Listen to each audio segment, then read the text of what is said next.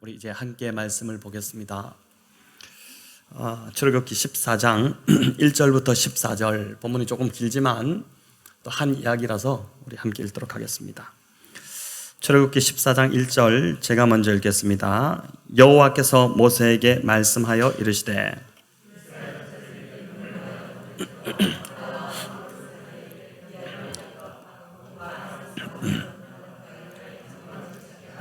바로가 이스라엘 자손에 대하여 말하기를 그들이 그 땅에서 멀리 떠나 광야에 갇힌 바 되었다 하리라.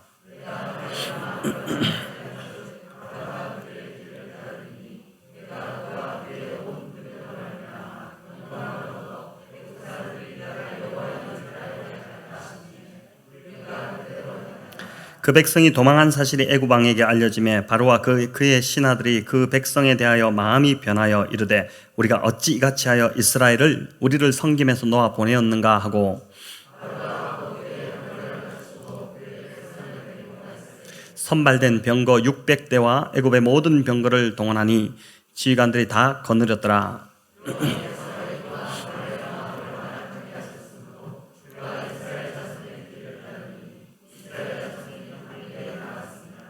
애굽 사람들과 바로의 말들 병거들과 그 마병과 그 군대가 그들의 뒤를 따라 바알스본 맞은편 비하히롯 곁 해변 그들이 장막 친 데에 미치니라.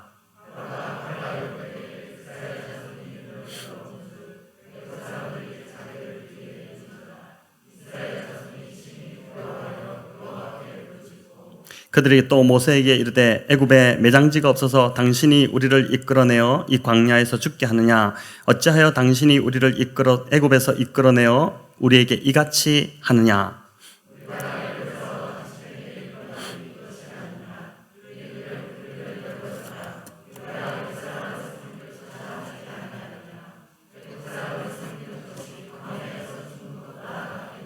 모세가 백성에게 이르되 너희는 두려워하지 말고 가만히 서서 여호와께서 오늘 너희를 위하여 행하시는 구원을 보라.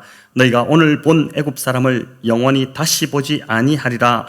여호와께서 너희를 위하여 싸우시리니 너희는 가만히 있을지니라. 아멘. 네, 어제 참 많이 더운 하루를 보냈고 또 어제 밤에 또 무척 무더워가지고 아마 또 잠을 설치면서 이렇게 잘 못 주무시고 이 자리에 나왔을 거라는 생각도 듭니다. 어제 참 태양볕이었지만은 또 우리 아이들이 성경학교를 보내는 시간이 참 그 어떤 그 열기보다도 더 좀 뜨거운 시간이 아니었나라는 생각이 듭니다. 마무리를 다 하고 이제 집으로 돌아갈 때 저희 아이들 데리고 이제 가는데 저희 둘째 아이가 하는 말이 아빠 다시 처음 시간으로 돌아가고 싶어. 다시 한 번 더 하고 싶다. 야, 우리 한 번 다시 더 하면은 우리 수고하신 분들 이제 아마 교회 다 떠나실 거야. 참 많이 애쓰셨고요. 여러 가지로 보이지 않게 숨은 곳에서 또 이제 이리저리 애쓰시고 또 섬겨주시고 뭐 만들어내시고 또 옮기고 설치하고 뭐 이런 일들로 또 수영장도 만들고 이렇게 해서 이제 우리 아이들 정말 어제 신나는 너무너무 재밌는 시간을 잘 보낸 것 같습니다. 무엇보다 이제 우리가 3주간 함께 목장이 릴레이 금식을 하면서 이 시간을 준비했기 때문에 하나님 주신 은혜가 더 크고 넘쳤으리라고 믿고 참 감사드립니다. 많이 참 애쓰셨습니다. 자, 오늘 이제 출애굽기 14장 1절부터 14절 말씀을 통해서 너희는 가만히 있을지니라 이 말씀으로 우리가 이제 함께 말씀을 나누고자 하는데 누구나 인생을 살면서 한 번쯤은 사면초가와 같은 상황을 겪게 됩니다. 사면이 꽉 막혀서 벗어날 방법이 도저히 보이지 않아서 한숨만 나오고 사람이 원망스러웠던 그런 시간이 아마 한두 번쯤은 있으실 것 같은데 오늘 본문에 나오는 이 비하히롯이라는 지명 이름이 나오죠. 이 비하히롯 바닷가 앞에 서 있는 이 이스라엘 백성이 바로 그와 같은 상황이었다고 할 수 있습니다.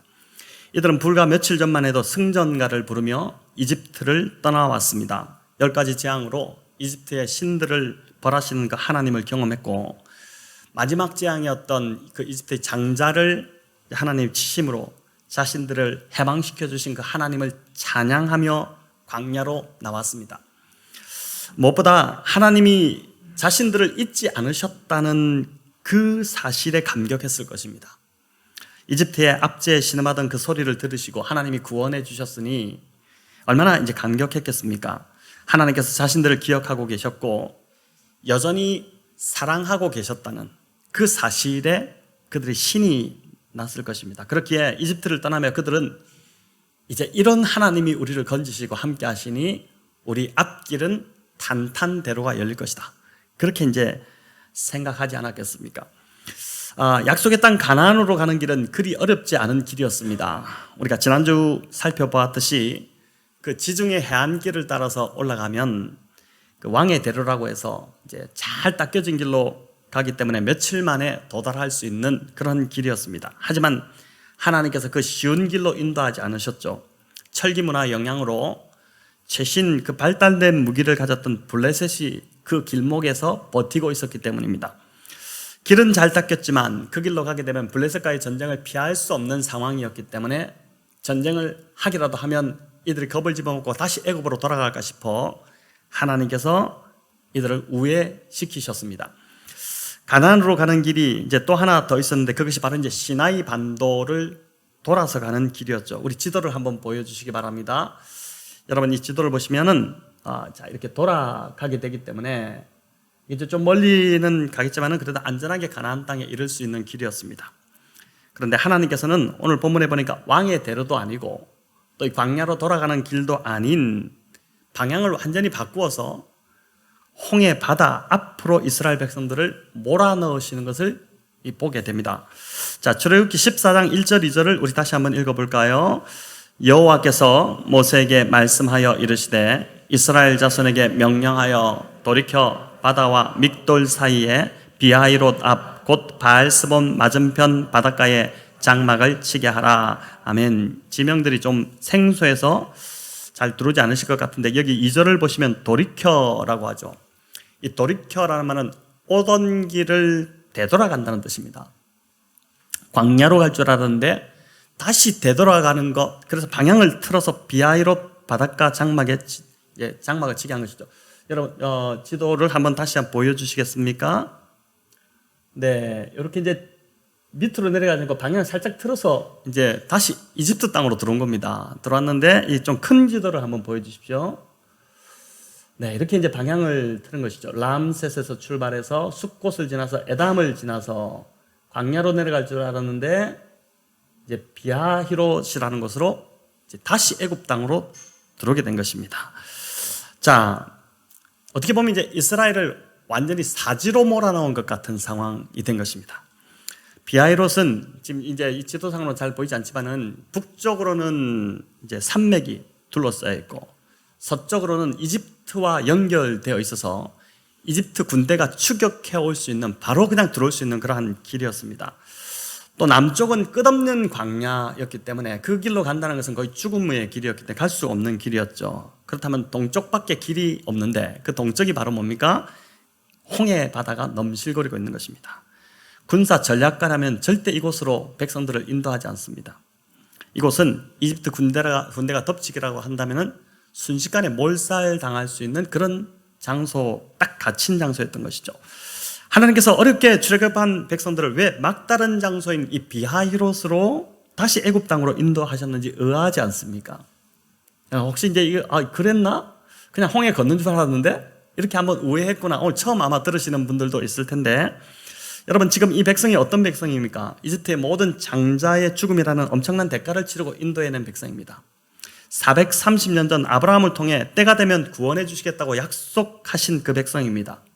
이제 그 약속을 이루시기 위해서 애굽에서 갓 인도해낸 상황인데 왜 이 백성들을 광야에서 벗어날 길이 없는 갇혀버린 그 참 막다른 골목 같은 길로 내모셨을까요? 여러분 이렇게 내모셨다면 반드시 거기에는 이유가 있는 것입니다. 또한 하나님이 준비하시는 새 길이 있다는 것을 보여주는 것입니다.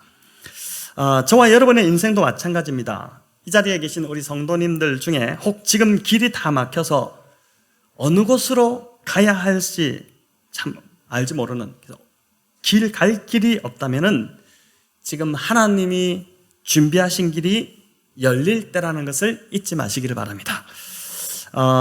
애굽에서 이스라엘을 건지실 때는 장자의 죽음이라는 대가를 치렀다면 저와 여러분을 건지시기 위해서는 하나님의 독생자이신 예수 그리스도의 죽음이라는 대가를 치르셨습니다.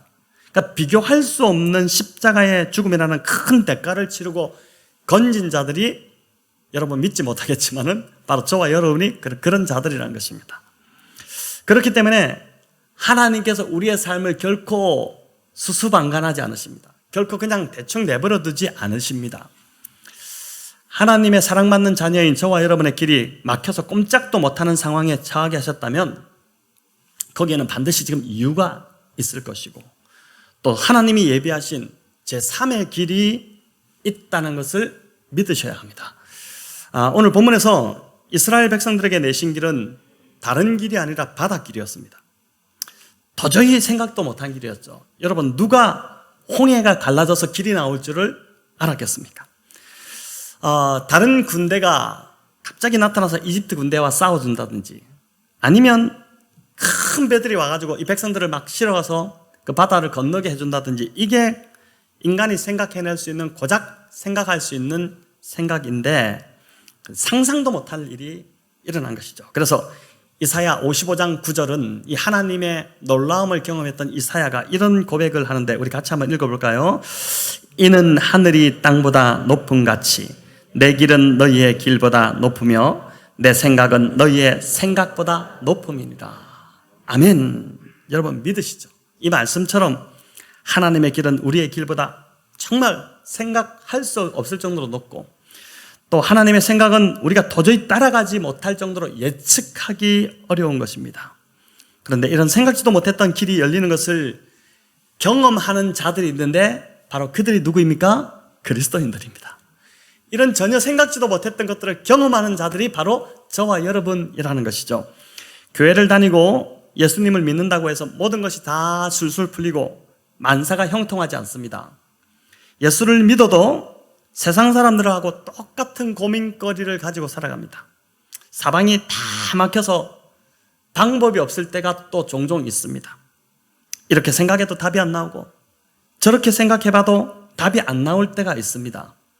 누구에게나 다 이런 고민들이 있죠. 목사인 저라고 다르겠습니까? 저도 똑같은 고민을 가지고 살아갑니다. 그런데 그리스도인은 사방이 다 막힌 것 같은 그 상황을 대처하는 태도가 다릅니다. 지금까지도 우리는 길이 없는 곳에서 길을 내시는 기가 막히신 그 하나님을 경험하며 여기까지 왔기 때문입니다. 그래서 약간의 불안이나 염려는 되겠지만 이번에도 하나님이 하실 거라는 기대가 있기 때문에 세상 사람들처럼 그렇게 불안해하지 않습니다. 하나님의 생각은 인간의 생각과 비교할 수 없고 하나님이 준비하시는 길은 내가 생각지도 못했던 그 놀라운 길이라는 믿음이 우리 안에 있기 때문에 세상 사람들이 막 불안해하는 것처럼 그렇게 불안해하지는 않는 것이죠. 혹 오늘 이 자리에 앉아 계신 우리 성도님들 중에 지금 길이 막혀서 앞이 캄캄하신 분들이 있다면 길을 여시는 하나님을 믿음으로 기도하시기를 축원합니다.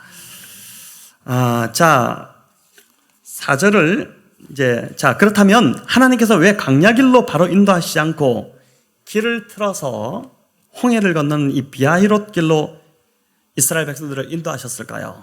여러분, 첫째는 하나님 자신을 알리시기 위해서였습니다.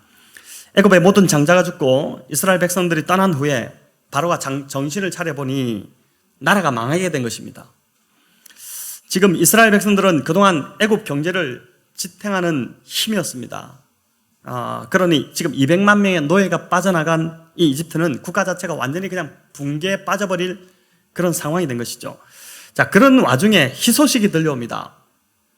광야길로 나갔던 이 이스라엘 백성들이 광야로 계속 내려간 것이 아니라 방향을 틀어서 다시 이집트 땅으로 들어왔다는, 그 비아히롯으로 들어왔다는 소식이 들어온 것입니다. 이 모세가 잘난 척 하더니 결국은 저렇게 멍청할 수가 있나, 그 백성들을 결국은 사지로 몰아넣는구나, 이렇게 생각하며 바로가 회심의 미소를 띠고 쾌제를 부르지 않았겠습니까? 3절에 나온 것처럼 바로가 볼 때 이들은 광야에 갇힌 꼴이 된 것입니다. 그들 앞으로는 검푸른 홍해 바다가 넘실거리고 있고 또 북쪽으로는 산맥이 있고 남쪽으로는 광야가 펼쳐져 있으니 한마디로 도간에 든 쥐 꼴이 된 것입니다. 자, 바로가 이 기회를 놓칠 리가 없었죠. 하늘이 내린 기회다 이렇게 생각하고 바로가 전차군단을 총동원해서 이스라엘을 맹추격하기 시작했습니다. 6절이 바로 그 이야기인데 우리 함께 읽어보겠습니다. 바로가 곧 그의 병거를 갖추고 그의 백성을 데리고 갈새 선발된 병거 600대와 애굽의 모든 병거를 동원하니 지휘관들이 다 거느렸더라. 자, 여기 보십시오. 선발된 병거가 600대. 근데 이것뿐만 아니라 애굽의 모든 병거와 군사들이 총 동원하고 지휘관들까지 다 동원됐습니다. 당시 병거는 오늘로 말하면은 탱크와 같습니다. 6.25 때도 어땠습니까? 소련제 탱크를 앞서서 이제 밀고 내려왔기 때문에 이거 감당이 안 되니까 그냥 밀릴 수밖에 없었지 않습니까? 자, 이렇게 함으로 바로는 무기도 제대로 갖추지 못한 오합지졸 이스라엘을 충분히 다시 사로잡을 것이다. 그 계산을 가지고 이제 됐다, 다시 잡아오겠다 이렇게 간 것이죠. 하지만 이 모든 것은 사실 바로의 군대를 유인하기 위한 하나님의 계획이었고 또 지혜였습니다. 마치 이스라엘이 갇힌 것처럼 보이게 함으로 바로로 하여금 군대를 총동원하게 만드는 것이고 기회다, 지금 가면 잡는다, 다 데리고 나온 것이죠. 결국 이것이 홍해 바다 속으로 바로의 그 군대를 다 집어넣어서 수상시켜버리게 되는, 그래서 이집트를 심판하시려는 하나님의 지혜였다는 것을 바로가 이제 모르고 있었던 것이죠. 4절을 우리 같이 한번 읽어보겠습니다. 4절입니다. 내가 바로의 마음을 내가 그와 그의 온 군대로 말미암아 영광을 얻어 애굽 사람들이 나를 여호와인 줄 알게 하리라 하심에 무리가 그대로 행하니라. 아멘. 자, 여러분 여기 보면 애굽 온 군대로 말미암아 애굽 사람들이 하나님을 알기를 원한다. 하나님이 정말 그 마음이 있다는 걸 보여주시죠. 이미 하나님은 10가지 재앙을 통해서 애굽이 하나님을 알 수 있는 기회를 충분히 주셨습니다. 하지만 그런 재앙을 겪으면서도 그들은 하나님 알기를 거부했죠. 바로가 하나님을 알았다면 그 많은 병거를 동원해서 이렇게 추격해 올 수 없었을 것입니다. 자, 그런데 왜 하나님께서 애굽 사람들에게 자신을 그렇게 알리고 싶어 하실까요? 하나님 자신이 얼마나 대단하신 분인지를 드러내고 그 능력을 자랑하고 싶어서 그러셨을까요? 여러분, 인간은 충분히 그럴 수 있습니다. 별것도 아닌데 조그만 거 하나 해놓고 자신이 대단한 거 한 것처럼 막 자랑하고 부풀리고 드러내고 그러지 않습니까? 누가 좀 나를 알아봐 주기를 원하고 그럽니다. 우리가 인간이 그렇죠. 근데 하나님도 그런 이유 때문에 애굽 사람들이 하나님을 알기를 바라셨던 것일까요? 여러분, 하나님은 인간과 다르시지 않습니까? 인간과 다르시죠. 하나님이 자신을 드러내시고 알리시는 이유는 단 한 가지입니다. 그게 뭐냐면 인간이 하나님을 바로 알아야 제대로 된 삶을 살 수 있기 때문입니다. 그러니까 하나님을 알면 알수록 우리의 삶은 달라지기 시작하고 자유로워지고 당당해지고 요동치지 않게 되는 것입니다. 골로새서 1장 10절에서 바울은 하나님을 아는 것에 자라가게 하시고 라고 이렇게 말씀하는데, 여러분, 하나님을 아는 수준이 점점 자라가야 된다는 것입니다. 우리가 생각하기를 나는 하나님 좀 알고 있다 이렇게 생각할 수 있지만 아니요, 우리의 수준이 굉장히 낮을 수 있습니다.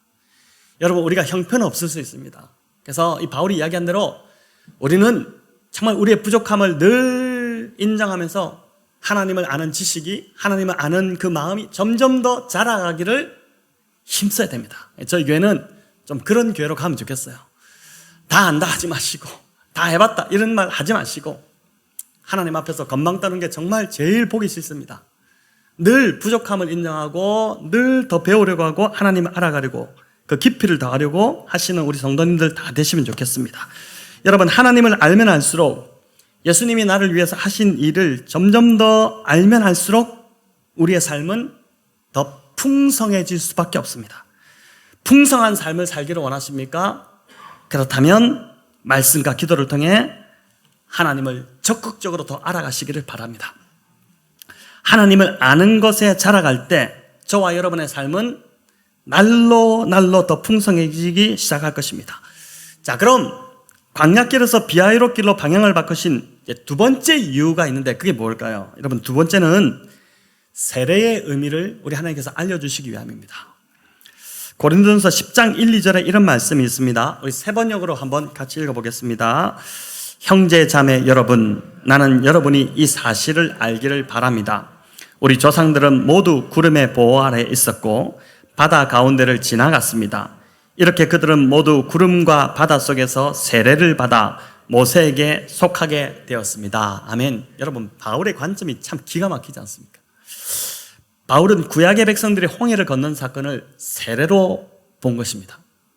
우리가 속한 장로교는 물을 머리에 뿌려서 이렇게 세례를 주지만 침례교 같은 경우는 어떻게 합니까? 교회 침례탕이 있어가지고 그 안에 들어가서 이제 푹 잠굽니다. 또는 물에 들어가서 이렇게 하는 우리 예수님도 요단강에서 직접 이제 세례를 받으셨는데, 세례를 받을 때 물속에 머리를 푹 집어넣었다가 안 꺼내면 어떻게 됩니까? 죽죠.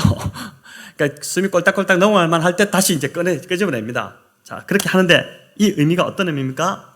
옛사람은 죽었고 이제 새로 태어났다는 것입니다. 그게 세례받은 것이죠. 옛 제된 자는 죽었고 이제 예수로 새로운 피조물이 되었다. 이거를 보여주는 어떤 이제 교회의 예식이 바로 이제 세례인 것이죠. 여러분, 그런데 놀라운 것은 이스라엘 백성 전체가 집단 세례를 받은 것입니다. 요즘도 그런지 모르겠지만 이전에 군 훈련소에서 집단 세례를 많이 줬습니다. 훈련병으로 아무것도 모르고 그냥 갔다가 초코파이 주니까 얻어먹으러 갔다가 그날 이제 세례 받는 날인지도 모르고 받으라니까 가서 이제 받았던. 그래서 아마 우리 남성들 중에서도 그때 뭣도 모르고 신앙이 없을 때 세례 받았던 분들이 이제 있으실 텐데, 그런데 이스라엘은 지금 어떻습니까? 200만 명입니다. 적어도 200만 명이 되는 인구, 세상의 역사에서 이제 세계 역사에서 이렇게 많은 사람이 동시에 세례를 받은 역사가 없지 않습니까? 근데 이제 이렇게 바울은 이렇게 보는 것이죠. 여러분, 홍해를 건넜다는 것은 애굽으로 돌아갈 다리를 다 불살랐다는 것입니다. 이제는 더 이상 돌아갈 수가 없습니다. 홍해를 건넜기 때문에 애굽의 문화와 가치와 생활 방식을 다 버려야 됩니다. 이제 옛 3대로는 절대 살 수 없습니다. 이들에게 남은 선택은 딱 두 가지밖에 없는데, 하나는 믿음으로 가나안에 들어가든지 아니면 광야에서 죽든지, 이 두 가지 중에 하나를 선택할 수밖에 없는 것입니다. 뭘 선택하시겠습니까? 가나안에 당연히 들어가야 되지 않겠습니까?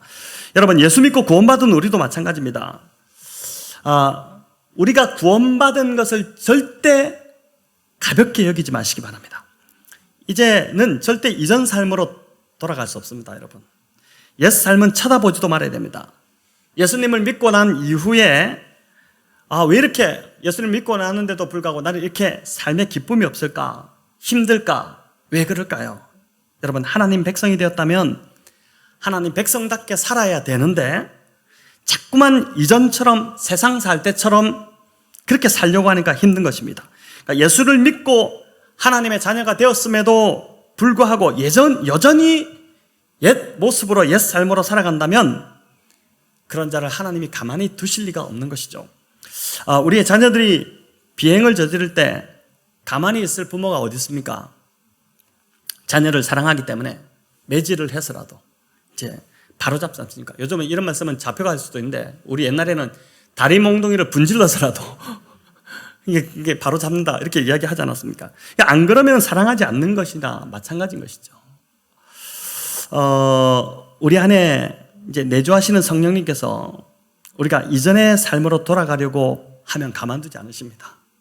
여러분, 때로는 하나님 치시기도 하고 고난을 사용하시더라도 우리를 이 옛 제된 삶에서, 제 습관에서 끊어지게끔 하시는 것이죠. 그래서 얻어맞고 돌이킨다면 굉장히 인생이 힘들고 고달픕니다. 그렇게 하지 마시고 이제 돌아가야 되는데, 다시 말씀드리지만 옛 삶에서 돌이키지 않으니까 우리 삶이 공허하고 공고하고 허무하고 기쁨이 없고 힘든 것입니다. 돌아서야 되는 것이죠. 완전히 잊어버려야 되는 것이죠. 자, 그렇다면 하나님이 길을 내실 때 우리는 어떤 태도를 취해야 할까요? 자, 먼저 이스라엘 백성들이 어떤 태도를 취했는지 우리 11절 12절을 세 번역으로 한번 화면을 보면서 읽어보겠습니다. 그들은 모세를 원망하며 우리를 이 광야에다 끌어내어 죽이려는 것입니까? 우리를 이집트에서 끌어내어 여기서 이런 일을 당하게 하다니 왜 우리를 이렇게 만드십니까? 이집트에 있을 때 우리가 이미 당신에게 말하지 않았습니까? 광야에 나가서 죽는 것보다 이집트 사람을 섬기는 것이 더 많으니 우리가 이집트 사람을 섬기게 그대로 내버려 두라고 하지 않았습니까? 여러분, 이 백성들의 말이 너무 심하지 않습니까? 보통 성경을 읽으면 이럴 때 성경 읽고 아멘 하는데 이건 아멘 하면 안 될 것 같아요. 너무 이 참 불평이 너무 심하죠. 지금까지 인도하신 하나님의 은혜는 완전히 깡그리 다 잊어버리고 온갖 불평을 다 쏟아내고 있습니다. 이 두 구절을 자세히 보면 이 두 구절 안에 죽겠다는 소리가 왜 이렇게 많은지 모릅니다.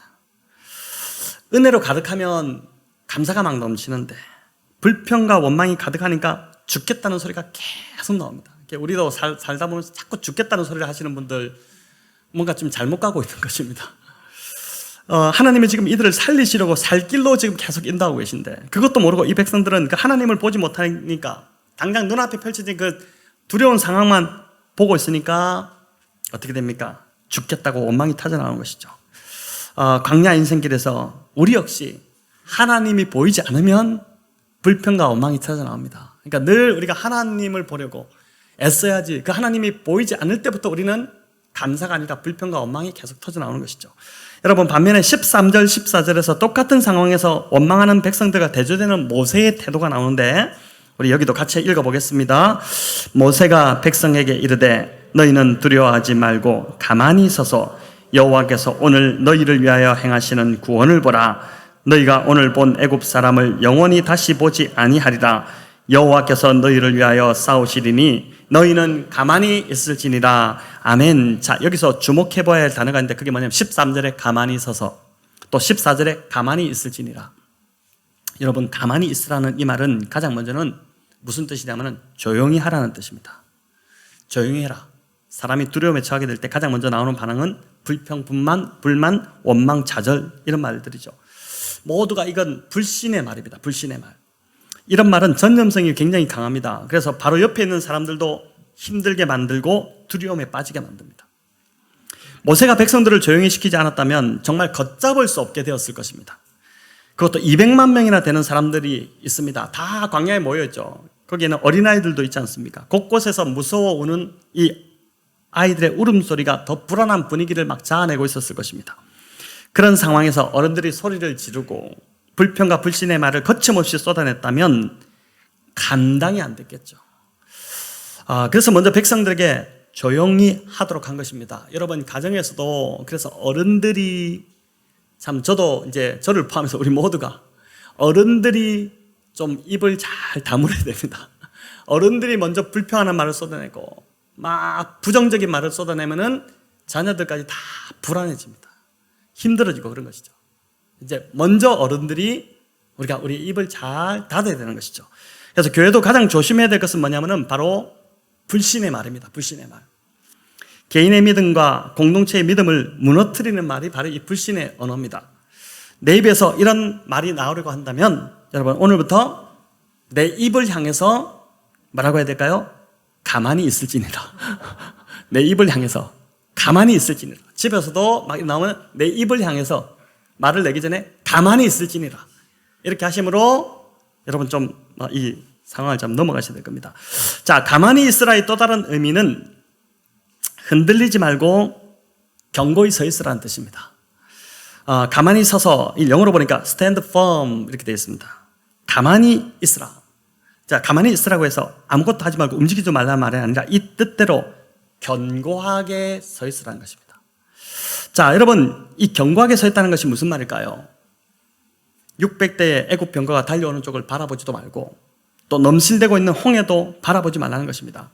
가만히 서 있으라는 것은 두려움을 주는 상황을 보라는 소리가 아니고 그 두려움 너머에 이 상황을 주관하고 계시는 그 하나님께 시선을 다 고정시킴으로 stand firm, 견고하게 딱 서 있으라는 의미인 것입니다. 여러분, 어떻게 이렇게 할 수 있을까요? 애굽의 병거들 그 말발굽 소리가 막 점점 커지는데 어떻게 도망치지 않고 가만히 서 있을 수 있을까요? 14절 말씀처럼 여호와 하나님께서 우리를 싸우실 것을 믿는 믿음이 있으면 우리는 여러분 버텨낼 수 있습니다. 그 자리에서 견고하게 서서 딱 의지할 수 있습니다. 카일 아이들먼이 쓰신 그 나의 끝 예수의 시작이라는 이 책 제목처럼 나의 모든 가능성이 끝난 그 자리에서 하나님의 역사가 시작된다는 것을 믿는 믿음이 있다면 우리는 이렇게 견고하게 서 있을 수 있게 되는 것입니다.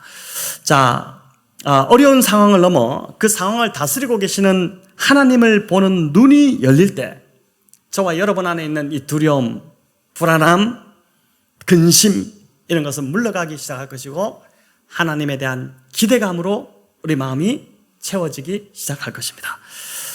여러분, 하나님은 길을 여시며 길을 만드시는 분이십니다. 믿으시죠? 우리의 막힌 길도 반드시 열어주시고 새 길을 보여주실 것입니다. 그렇게 길이 막힐 때, 인생의 막다른 골목에 내몰렸을 때 여러분 이제 우리의 기도를 좀 바꾸시기 바랍니다. 주로 어떻게 기도했습니까? 지금까지 주님 길을 열어주십시오, 또는 일이 잘 되게 해주십시오, 또는 이 꼬여있는 상황을 좀 풀어 해결해 주십시오, 이렇게 기도했다면은 이제는 여러분 이런 기도를 좀 내려놓고 상황이 막히게 될 때 여러분 입에서 가장 먼저 나와야 될 기도는 뭐냐면은 하나님 이 상황을 통해 하나님을 알게 해주십시오. 내가 하나님을 아는 깊이가 더 깊어지게 해주십시오. 하나님, 내가 지금 하나님 아는 깊이가 너무 얕으니까 이제 좀 더 깊게 더 경험하시기 위해서 이런 어려움을 주시는군요. 감사합니다. 이걸 잘 받으면서 하나님 이걸 통과할 때 제가 하나님을 아는 깊이가 점점 더 깊어지게 해주십시오. 여러분 여기서 신앙의 정말 진수가 나오는 것이죠. 기도에 무슨 기도를 우리가 하느냐에 따라서 그 사람의 신앙의 수준이 이제 거기서 보여지는 것입니다. 시편 46편 10절은 이렇게 노래합니다. 우리 같이 한번 읽어볼까요? 너희는 가만히 있어 내가 하나님됨을 알지어다. 내가 문 나라 중에서 높임을 받으리라. 아멘. 너희는 가만히 있어 내가 하나님됨을 알지어다.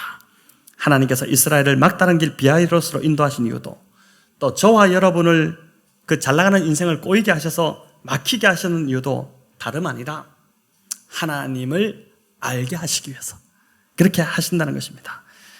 하나님을 제대로 알아야 우리의 인생이 바르게 갈 수 있기 때문에, 또 풍성한 삶을 살 수 있기 때문에 이런 고난을 사용하신다는 것이죠. 제가 참 좋아하는 글귀가 있는데 마지막으로 우리 같이 한번 읽어보고 말씀을 맺겠습니다. 읽어볼까요? 내가 가진 능력이 아니라 하나님을 보는 능력이 내 삶을 좌우한다. 아멘. 아멘이시죠? 여러분 아무리 많은 능력을 갖고 있더라도 우리가 하나님이 보이지 않으면 우리는 그 모든 상황에서 무너질 수밖에 없습니다. 그러나 우리는 부족하지만 우리가 하나님을 보는 하나님을 보는 그 능력이 열린다면은 그때부터 우리 삶은 굉장히 좀 풍성하고 안정적이고 또 어떤 상황에서 흔들리지 않고 그렇게 가게 될 것입니다. 이번 한 주도 이 위기의 상황 속에서 우리와 늘 함께 하시면서 동행하시면서 우리의 상황을 다스리고 계시고 또 우리를 위해 대신 싸우시는 우리 하나님을 바라봄으로 평강을 누리시는 우리 모든 성도님들 다 되시기를 우리 주님의 이름으로 축원합니다.